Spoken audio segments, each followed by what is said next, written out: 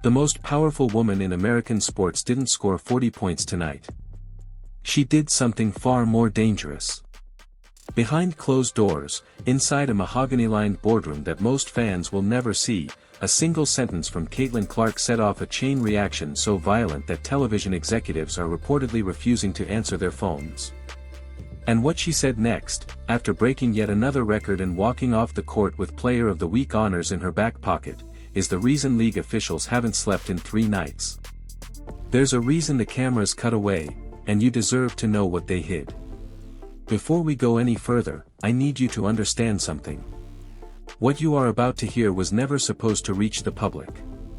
There is a specific moment in this story, a moment involving a phone call, a threat, and a number so large it could rewrite every television contract in women's basketball, that certain people in power desperately hoped would stay buried.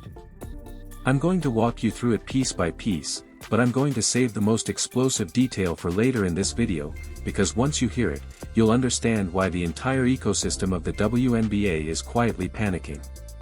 So stay with me. Every single minute matters. And if you appreciate the kind of unfiltered coverage nobody else in this space is brave enough to deliver, hit that subscribe button and turn on all notifications right now, because tomorrow's fallout will make tonight look like a warm-up. The record that should have been a celebration. Let's start with what should have been the happiest week of Caitlin Clark's professional life. According to the Associated Press and the Indiana Fever's official releases, Clark was named AP Player of the Week after averaging roughly 25 points, 7.7 assists, and 2.3 rebounds per game while shooting 43.5% from the field.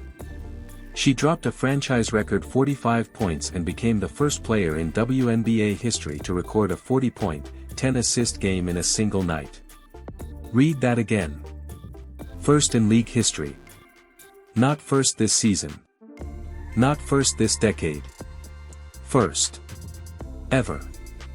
Her Fever team started the stretch scorching hot, and the highlight tapes from that week are the kind of footage coaches will still be showing kids 20 years from now. She hit deep threes with defenders draped on her hip. She threaded no-look bounce passes through triple coverage. She chased down loose balls at half court with the game tied and the shot clock bleeding out. In her own post-game words, when the ball wasn't falling, she just dug her feet in a little bit, refused to get discouraged, and found a way to help her team win. That should have been the entire story. That should have been the headline. Instead, something happened behind the scenes that flipped this celebration into a full-blown standoff. The Sophie Cunningham situation nobody wanted to talk about. Here's where it gets messy. Sophie Cunningham, Clark's teammate, one of the toughest hard-nosed guards in the league, and the shooter currently posting a career-best three-point percentage that ranks among the very top of the entire WNBA, became the center of a controversy that had nothing to do with her play on the court. You've seen the moment. Everybody has. Cunningham, defending her teammate after a physical scuffle, delivered a now legendary pointing gesture that instantly went viral. Millions of clips. Millions of shares. It became one of the most recognizable images of the entire season. Fans called it iconic. Merchandise designers called it a goldmine. Sports business reporters called it a licensing opportunity worth potentially millions. And then the union stepped in. According to a report from veteran sports business reporter Darren Rovell, a reporter with more than 3 decades of credibility in this space, the WNBA Players Association informed its licensed partners that they would not be permitted to monetize the image. The reason given, according to that reporting, was that the union considered the gesture derogatory. Front Office Sports later confirmed the reporting, noting that the WNBPA did not deny the account. Major licensed partners including 2K, Panini, Lids, and Breaking Tea were, per those reports, effectively frozen out of producing merchandise featuring one of the most viral moments of the year. Let that sink in. The single most shareable, most marketable, most fan-demanded image of the season, locked away in a filing cabinet. Not because a court said so. Not because a sponsor complained. Because a committee decided it wasn't the right kind of image. The snub that set everything else on fire. But it didn't stop there. When the WNBA announced its all-star three-point contest field, Cunningham, despite shooting a career-best percentage from deep, despite being one of the most efficient long-range shooters in the entire league this season, was not invited. Clark, meanwhile, declined her invitation. And in an outcome that stunned analysts across the sport, no Indiana Fever player was included in the contest at all. 0. From the team drawing the largest television audiences in the entire league. Sophie handled it publicly with class. She smiled, she posted, she moved on. But behind the scenes, people close to the Fever locker room were reportedly furious. And one person in particular was watching all of this, the licensing decision, the contest snub, the pattern, and quietly calculating what she was willing to do about it. Now let's talk about the numbers that actually terrify executives. Because to understand why what happened next matters so much, you have to understand the math. And the math is genuinely staggering. Clark's Fever games have driven the biggest television audiences the WNBA has ever recorded. According to Sports Media Watch and Yahoo Sports, a Fever Aces matchup in July became the most watched game of the 2026 WNBA season, peaking at 2.8 million viewers. A Fever Dream broadcast on ABC drew an average of 1.7 million. Even during her brief absence, her return game drew more than 1 million viewers across USA Network and CNBC, a record for that particular window. League-wide viewership is up more than 20% year-over-year in 2026, and independent analyses have repeatedly pointed to the Fever's broadcasts as the single biggest driver. Here's the part that keeps network sales teams awake at night. When Clark plays, the numbers explode. When she doesn't, they collapse. Not soften. Not dip. Collapse.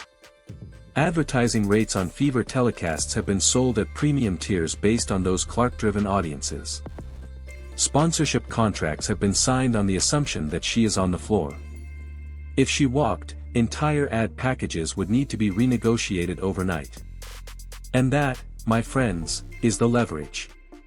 The moment she realized she had all the cards. Something shifted inside Caitlin Clark this stretch. You could see it in her eyes during post-game interviews. She talked about visualizing tough nights, about believing in herself when nobody else could get a shot to fall, about digging her feet in. But what she wasn't saying out loud was the calculation running underneath. She was watching her teammate get sidelined by a licensing decision. She was watching the league leave the Fever off its marquee All-Star event. She was watching the same executives who cashed checks off her audience treat her closest allies like disposable pieces. And somewhere in that stretch, she made a decision. She was not going to write a strongly worded email. She was not going to file a polite grievance through her agent. She was going to use the one thing she had that nobody else in the sport could match. Her audience. The confrontation that changed everything. I want you to picture this. Late night. A conference room somewhere in a league office. The kind of room where big television deals get signed and small player concerns get filed away. And into that room walks the most valuable athlete in women's professional basketball, and she puts a very simple choice on the table. Fix the Sophie situation. Reverse the licensing block. Explain the all-star omission. Or watch what happens when the face of your broadcast package decides she has better things to do. This is not a case of a young player throwing a tantrum. This is a data-driven leverage play. Clark reportedly walked in armed with the exact viewership numbers I just quoted. The 2.8 million peak. The 1.7 million average. The 21% year-over-year league growth. The line item on every single major broadcast partner's revenue projection that hinges on her presence on the floor. She knew what she was worth. She knew what her teammates were worth. And she was done letting a committee pretend otherwise. The suspense you've been waiting for, but not yet. Now, I promised you earlier that there was one specific detail in this story that certain people desperately wanted buried. We're getting close to it. But before I get there, I need you to understand the culture shift this moment is triggering, because without that context, the final detail won't hit the way it should. Stay with me. It's coming. The locker rooms are watching. Across the league, in team facilities from Las Vegas to New York to Los Angeles, players are watching this standoff and quietly recalibrating what's possible. For years, decades, really, professional women's basketball players operated under an unspoken code. You don't rock the boat. You don't publicly challenge league office decisions. You play, you smile, you sign your endorsement deals, and you hope the tide raises everyone. But Clark represents something different. She's not just a superstar. She's a superstar with pull. And her willingness to spend that pull on behalf of a teammate, not for a bigger contract, not for a personal endorsement, but to defend somebody else's marketable moment and someone else's spot in an all-star event, is being read across the sport as a fundamental redrawing of the power map. Veterans who spent their careers biting their tongues are texting each other. Rookies watching from bench seats are taking notes. Agents who used to counsel their clients to keep quiet are quietly starting to ask whether the old rules still apply. The commentators squirming on live television. Watch the panel shows this week. Watch closely. You will see analysts who spent the last 2 years trying to argue that Clark's audience was just standard league growth, that any young star would have generated the same numbers, visibly struggle to hold that line. Because the moment she raised her voice on behalf of Cunningham, the internet responded in a way no marketing department could ever manufacture. Comment sections flooded. Social feeds exploded. Fan groups on every major platform started organizing coordinated viewership responses, publicly declaring which games they would and would not watch depending on how the league handled the situation. Some of the biggest names in sports media had to sit on camera and quietly concede that the reality of Clark's cultural footprint is bigger than they had previously admitted. That is a rare moment. Enjoy it. The sponsors making panicked phone calls. Here's what most fans never see. When a moment like this hits, the first calls that get made are not to reporters. They're to sponsors. Multi-million-dollar brand contracts, the kind that fund league operations, player salaries, and postseason broadcasts, are all built around assumptions. Assumptions about who will play, who will show up on camera, and who will be in the postseason spotlight. If Clark stepped back, even for a stretch, those assumptions would collapse. Legal teams would begin reviewing force majeure clauses. Ad sales teams would start scrambling to explain to clients why the eyeballs they paid for are no longer available. And every network partner who signed an expanded broadcast deal on the promise of Clark-driven audiences would be dialing the league office looking for answers. Sponsors don't care about union politics. They don't care about internal committee decisions about what is or isn't derogatory. They care about one thing. Eyes on screens. And right now, an overwhelming majority of those eyes belong to fans who came for Caitlin Clark and stayed for the whole Indiana Fever ecosystem, including Sophie Cunningham. The fan response that is rewriting the rulebook. Take a walk through any major sports comment section right now and you'll see it. Coordinated pushback. Fans who used to fight about who the real face of the league was have unified around one very simple message. Treat these players right, or lose the audience. Buy the merchandise fans actually want. Invite the shooters fans actually want to watch. Stop letting internal politics decide what gets to become iconic. Some of the largest fan communities in women's basketball have publicly stated they will boycott specific broadcasts and specific merchandise lines if the current licensing block on Cunningham's image is not revisited. That is a real, measurable financial threat. That is not internet noise. That is a coordinated consumer response, and it is aimed directly at the revenue arteries of the sport. Why Coach's Corner matters more than you think. There's another layer to this story that doesn't get discussed enough. It's about internal team structure. On rosters that win championships, the Aces, the Liberty, the Wings, there is a clear pecking order. Everybody knows who takes the last shot. Everybody knows whose voice matters most in the huddle. That clarity is what allows teams to function under pressure. The Fever's story is more complicated. Clark and Kelsey Mitchell are both elite scorers. Mitchell has proven, particularly during Clark's absence last season, that she can carry an offense deep into the postseason. That's not a knock. It's a compliment. But it also means the internal pecking order on this team has been a genuine ongoing conversation. What Clark's public stand does, perhaps more than anything else, is settle that conversation. She is not just the leading scorer. She is the leader. She is the one who is willing to spend political capital on behalf of teammates. She is the one who is willing to walk into an executive meeting and put her leverage on the table. That is what leadership looks like. And it is why the entire Fever locker room is reportedly rallying around her. Now, the detail I promised you. Alright. We're here. This is the piece that certain people did not want repeated in public, and I want you to think about it carefully. The most damaging element of this entire situation for the league office is not what Clark said. It's what she demonstrated.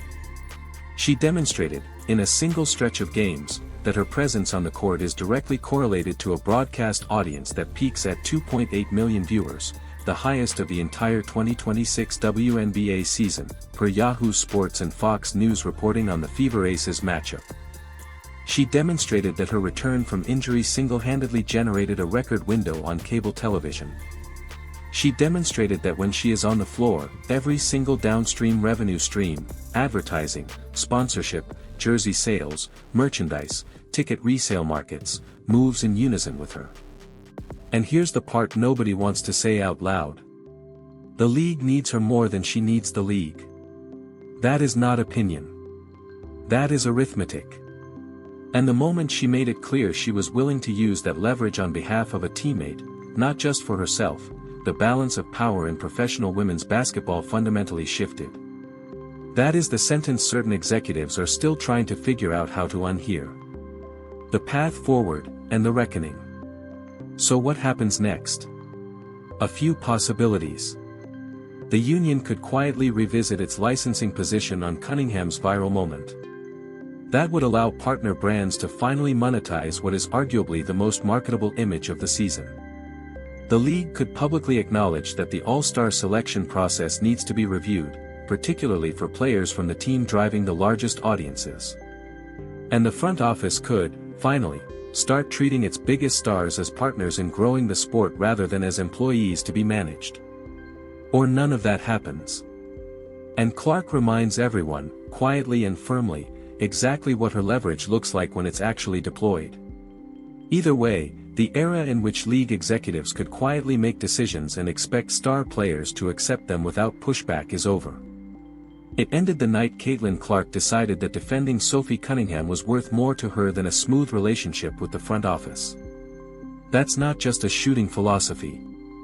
That is exactly the mindset she brought into the boardroom. When something wasn't right, she didn't wait. She dug her feet in. She found a way to make it better. She did it for herself on the court, and now she's doing it for her teammates off of it. Your turn. So here's what I want to know. What is your raw, unfiltered reaction to Caitlin Clark drawing this line in the sand on behalf of Sophie Cunningham? Is this the single boldest power move in the modern history of women's sports? Or did the league bring this reckoning on itself the moment it decided to block the licensing of a viral fan-favorite moment and leave the Fever completely off its all-star three-point contest? Drop your honest take in the comment section right now. I read every single one. Tell me whether you think the league blinks first, or whether Clark actually walks. Tell me whether you'd buy Sophie Cunningham licensed merchandise the second it hit shelves. Tell me who you think has more leverage, the committee or the superstar.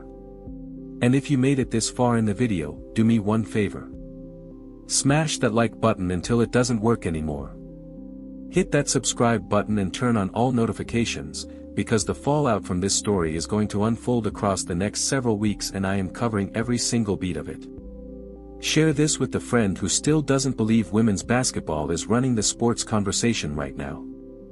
Send it to the family member who keeps saying nobody watches the WNBA. Show them the 2.8 million number. Show them the 40-point, 10-assist game. Show them the receipts. Thank you for watching all the way through. Nobody in this space delivers coverage this honest, this fast, and this detailed, and the only reason I get to keep doing it is because you keep showing up. I'll see you on the very next explosive broadcast, and trust me, you are going to want to be here for it.